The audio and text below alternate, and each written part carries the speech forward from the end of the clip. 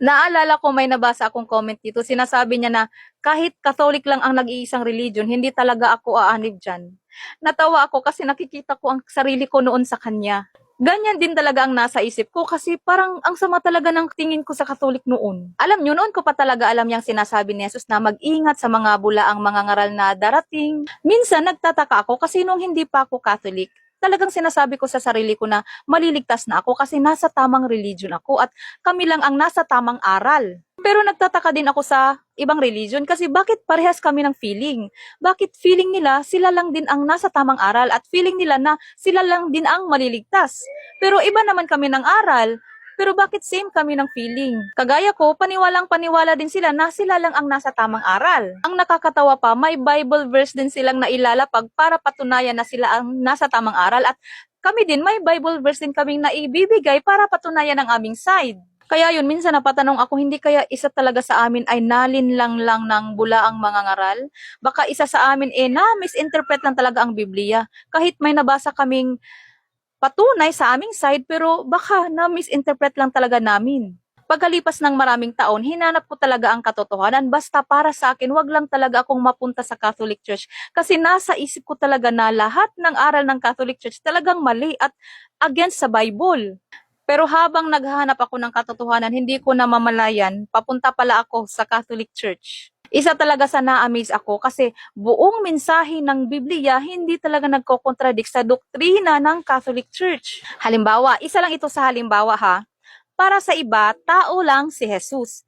Pero tama naman sila, meron namang Bible verse nagsasabi na taong si Jesus kasi naging tao naman siya talaga, di ba? Pero bakit maraming Bible verse nagsasabing Diyos si Jesus? Sa doktrina ng Catholic, na-explain talaga nila kung bakit may Bible verse na tao lang si Jesus at may Bible verse na Diyos din siya. Kung baga tinatanggap ng simbahan ang buong mensahe ng Biblia. Ang doktrina ng Catholic Church ay si Jesus 100% human at 100% God.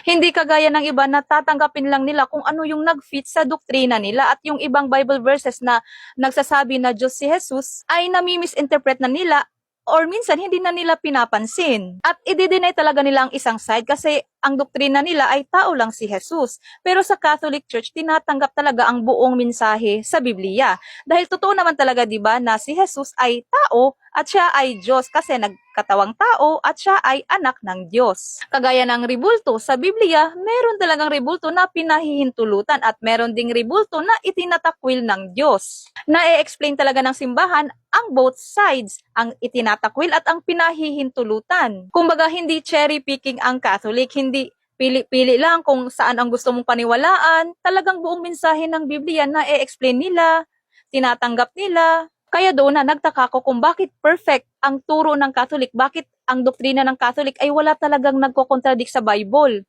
Kaya sinearch ko kung sino ang founder ng Catholic Church kasi alam ko na kung sino ang founder ng dati kong religion at alam ko din kung sino ang mga founders ng ibang mga religion. Doon talaga ako na-shock. Pag-search ko, nalaman ko na si Jesus Christ pala mismo ang founder ng Catholic Church. Kaya doon, na-realize ko, nagtatag pala talaga siya ng simbahan, nag-iisang church. Kaya yun, iniwan ko talaga ang dati kong religion nang walang pag-aalinlangan kahit alam ko na magiging masama ang tingin ng iba sa akin.